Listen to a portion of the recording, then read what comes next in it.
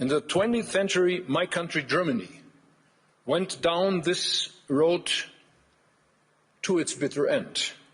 It pulled the world into a black abyss. So let us bear in mind, our greatest strength remains the ability to build partnerships and alliances among equals, based on mutual trust and respect.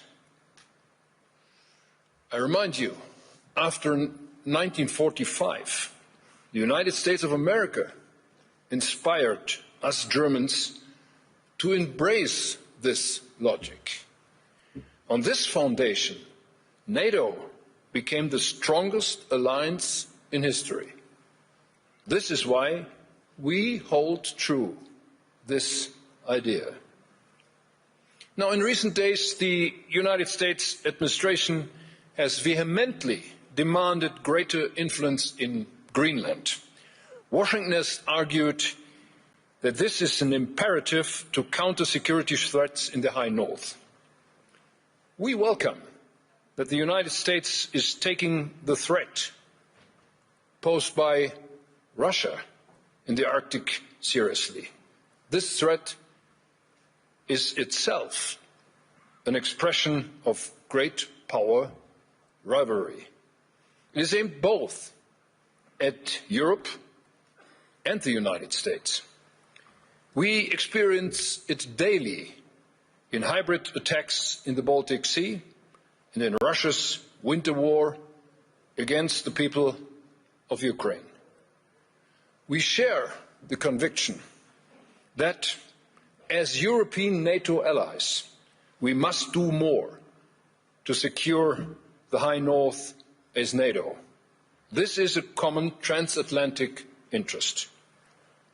Germany is doing just that. We are doing it in the framework of NATO, and we will do more.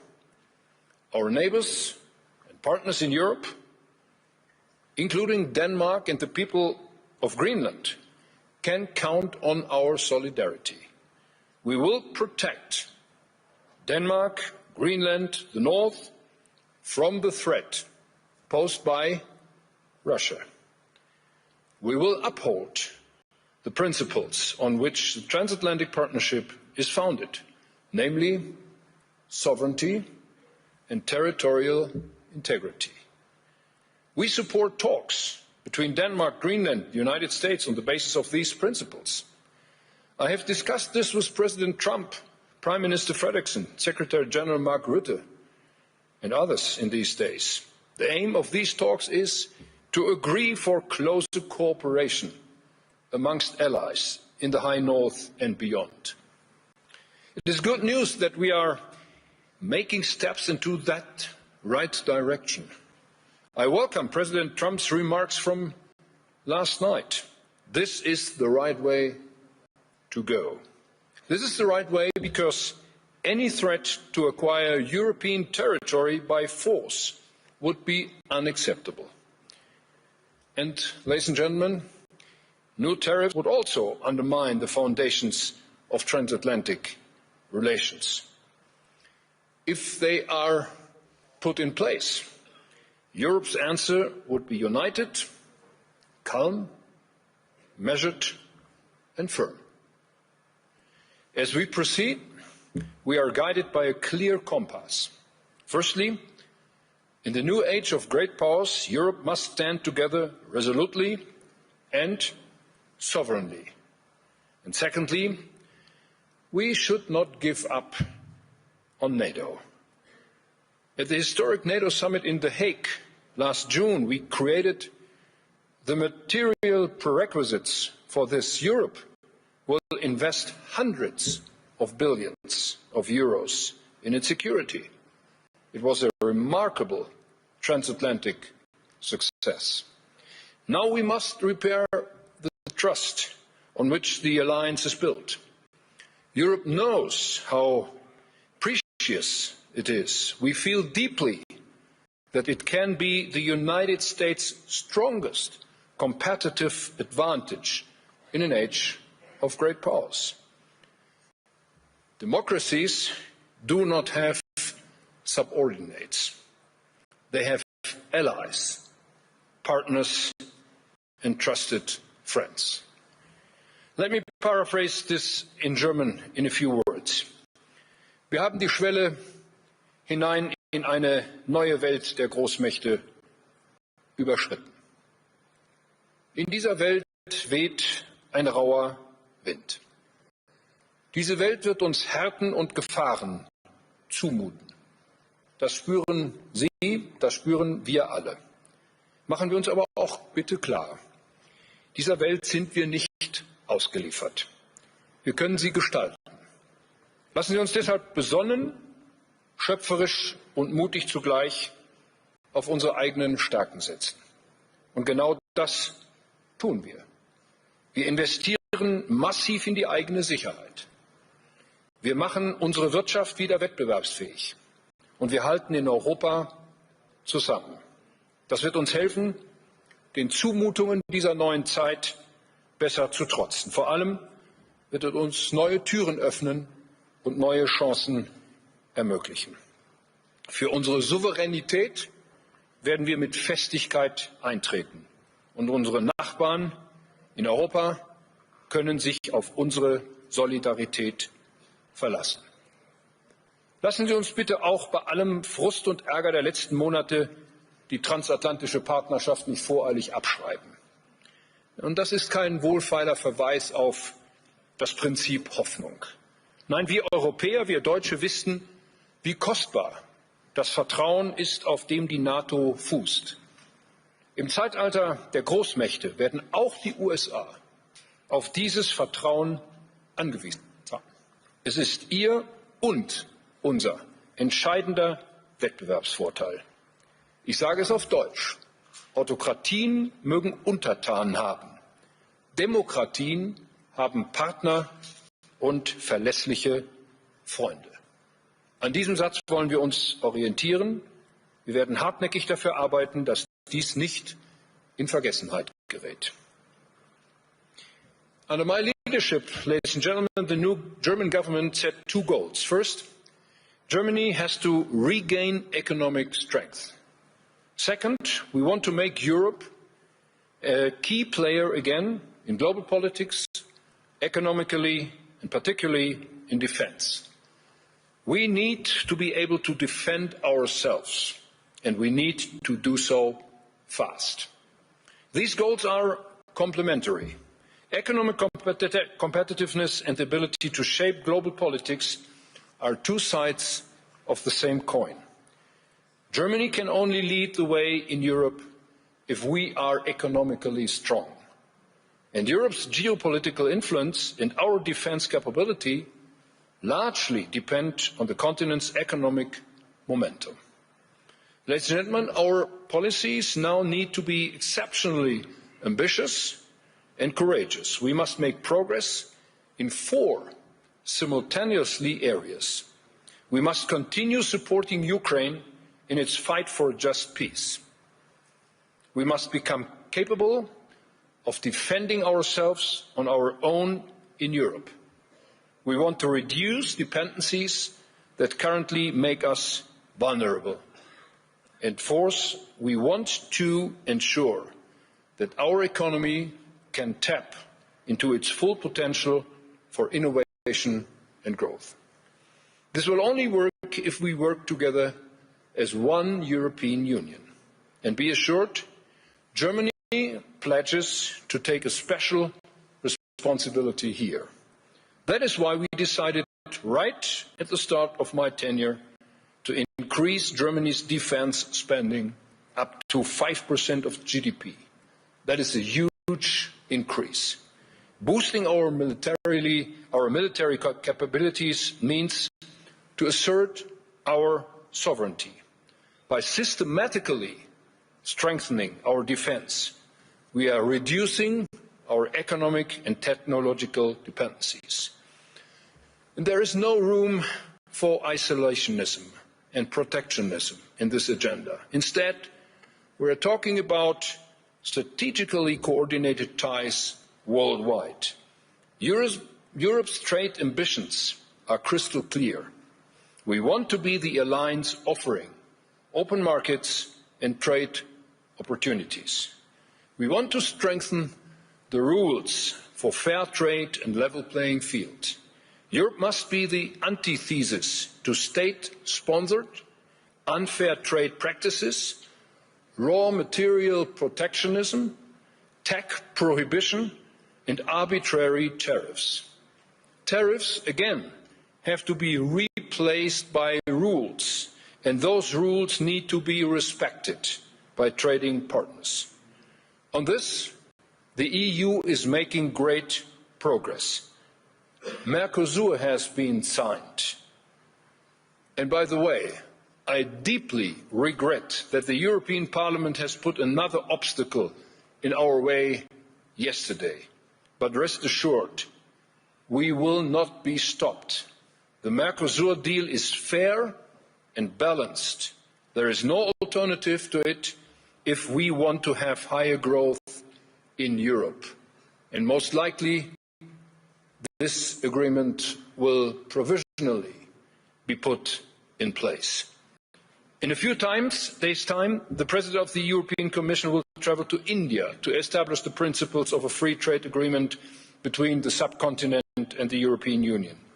I was in India a week ago, and I have no doubt whatsoever that the era of great powers presents an opportunity for all of us and for all countries that favour regulations above arbitrary rule and see greater benefit in free trade than in protectionism and isolationism.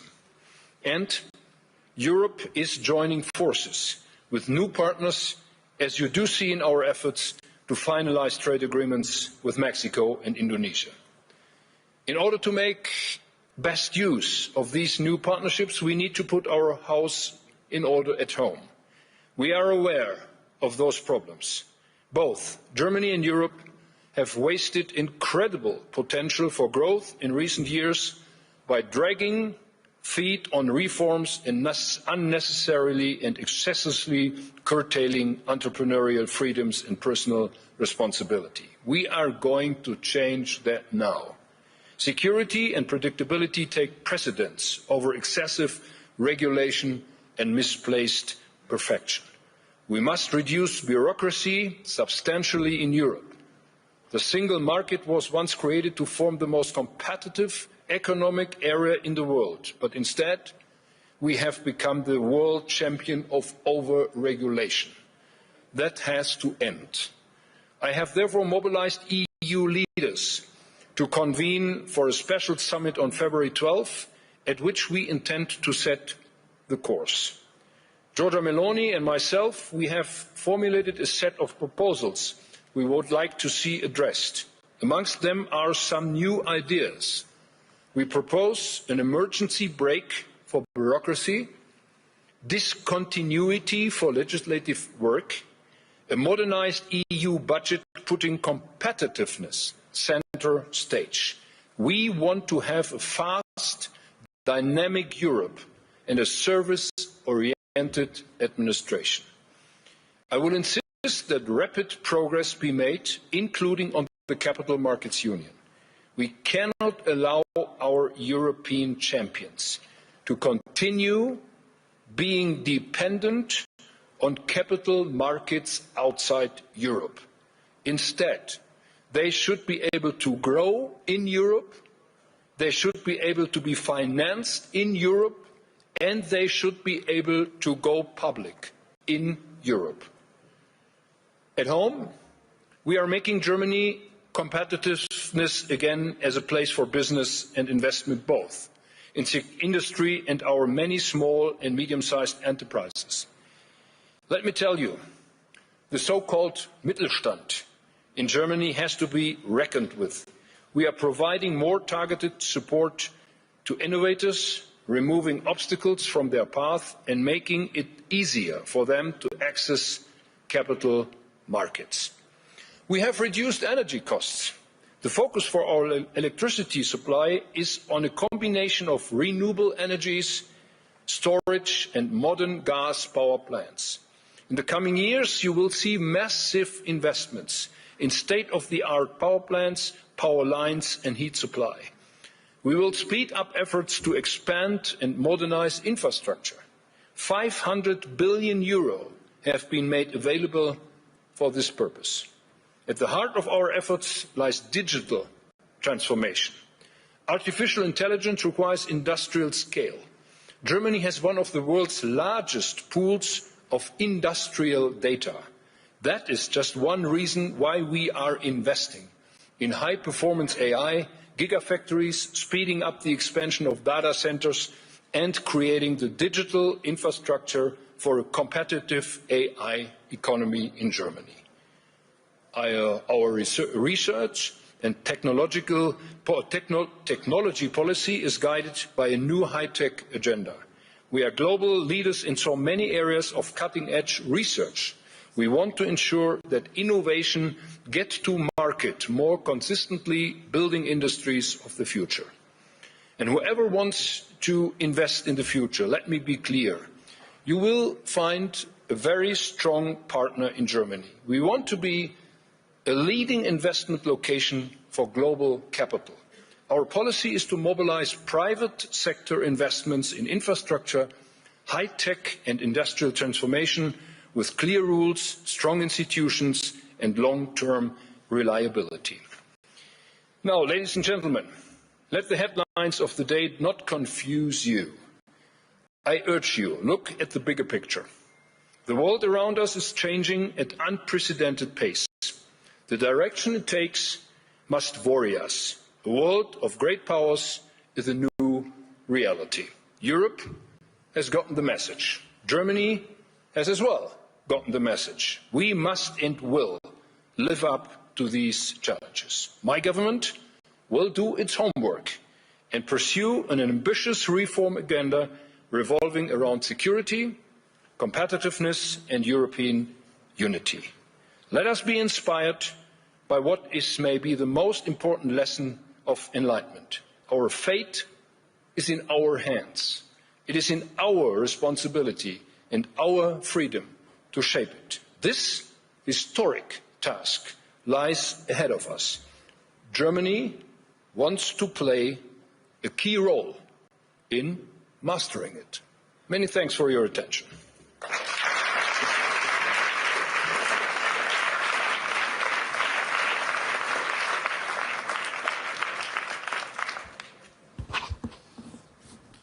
Thank you so much, Mr. Chancellor, also for being able to create some optimism when this meeting is probably taking place against the most complex geopolitical backdrop, maybe since the Cold War, or maybe even since 1945. Let's start with the economic agenda. You said that Europe is world a leader in our regulation. And I know that you have started reforms with your coalition.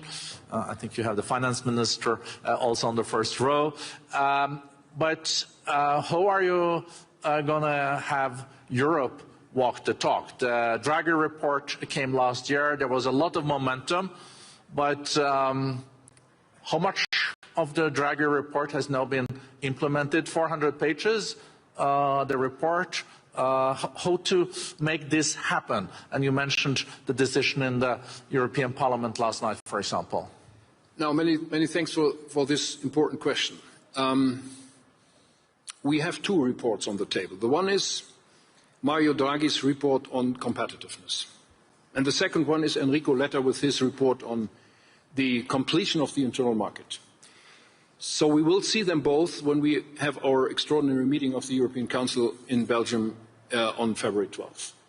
We invited them to come, and Mario Draghi came to Berlin to see me on Tuesday this week, and we had a long discussion on how we could proceed on his proposals for more competitiveness of the European Union.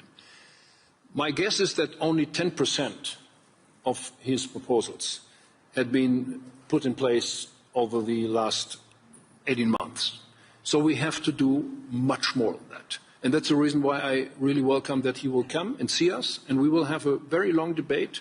This is, so to say, an offside of the European Council. and we will only talk about competitiveness and only talk about how we can reduce red tape in this European Union and how we can make the way free for new investments.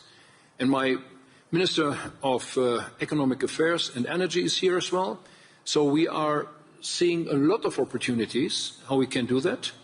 And my meetings during this Davos Economic Forum in this year making me extremely optimistic that there are many investors, many CEOs here seeing Germany as one of the key places for further investments. So we have to do our work. It will not be easy. I mentioned the European Parliament. This European Parliament may not become the bottleneck for all these decisions. The EU Commission has the monopole for making proposals. This is not easy. The European Union was never easy, but it's the best answer to what we can do on the European continent in this changing world. And my optimism is even bigger after having seen so many people here around the World Economic Forum in Davos this year than it was when I came in yesterday. No, thank you. Thank you so much, Mr. Chancellor. I have been saying in some speeches also before Davos that one should not underestimate the industrial knowledge in Germany. So if you produce something and manufacture, you can also then pivot to something else as long as you know how to do industry. But last year, German economy grew again after 2 years of recession, 0.2%. I guess that's a little bit anemic to your taste. So what are you doing to make sure that you will see stronger numbers? Well, 0.2% is unsatisfactory for an economy like Germany. The foresight for 2026 has been a little bit improved by the IMF in these days, up to 1.1, and 2027 up to 1.5.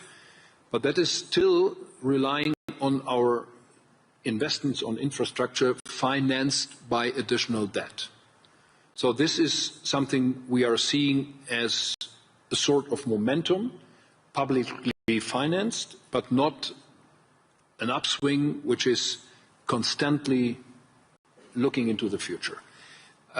We are faced with one big obstacle, and that is productivity. Productivity of the German economy is more or less low for a decade now. So we have improved that, and there are 4 obstacles in front of us in terms of costs. The one is energy, the second one is bureaucratic burdens, the third one is taxes, and the fourth one is labor costs. And we are addressing them all. It's not easy. For example, tax costs has always already been reduced by my government. We are going down to 10%, and additionally with other taxes on corporates, we will have around about 25 in Germany in 4 years' time, 5 years' time from now. That is a good number, but that is not enough. We have to reduce bureaucratic costs. We had some small successes last year, reduced bureaucratic costs for our industry last year by roughly 3 billion. But this is only a beginning. There has to be more on that. Labor costs is more or less the biggest issue. We have to reform our security system, pension, health, but also working time. The Germans are used to work only 200 hours less than, for example, Swiss companies and workers are working. We have to address that. And the energy costs, Katharina Reiche responsible for. had already been reduced fundamentally by roughly 10 billion for this year, but this is still not enough. The entire energy system has to be reformed, and we are on a way to do that, even though it's not easy. After, for example, nuclear power plants have been switched off. This is a final decision. We cannot recall that, but we have to address it. New gas power plants will be in place. So this is work in progress in Germany to make us more competitive. So we have the Board of Peace being launched here in a few minutes, but I have two short questions to you, and then we'll let you go, Mr. Chancellor. You know, when you meet with your European counterparts or friends, do you feel that they really understand the seriousness of the implementation of the Draghi report? I do remember, you know, I think it's now more than almost 20 years ago, we had the Lisbon process. Europe was going to be the most competitive region in the world, and we just lost competitiveness after the report. Do you think this time, is it like really serious? Well, my impression is that my colleagues and partners in the European Council have really understood what is at stake. As I mentioned that in my speech, the world has so fundamentally changed over the last month and years that this is now really the time to move ahead and to change things. And what makes me optimistic is the pure fact that when I was in the European Parliament in the early 90s, we implemented the entire program for the internal market, which was in place on January 1st, 1993. And this was a great momentum for the European Union. And we have to recall and remind ourselves that this is something which made Europe strong.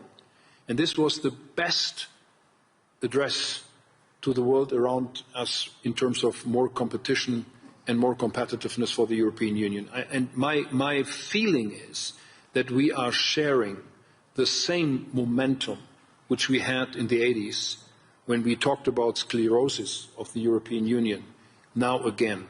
And that is something we will talk about. We will have a meeting of the European Council tonight in Brussels to talk about all these challenges. And my colleagues and myself, we are really addressing that, and we really hope that we will be able to catch up and to take our decisions which are strongly needed. Such a good answers. I think we end on that optimistic note. Thank you for your leadership, Mr. Chancellor. Thank you for coming back to Davos. Thank you.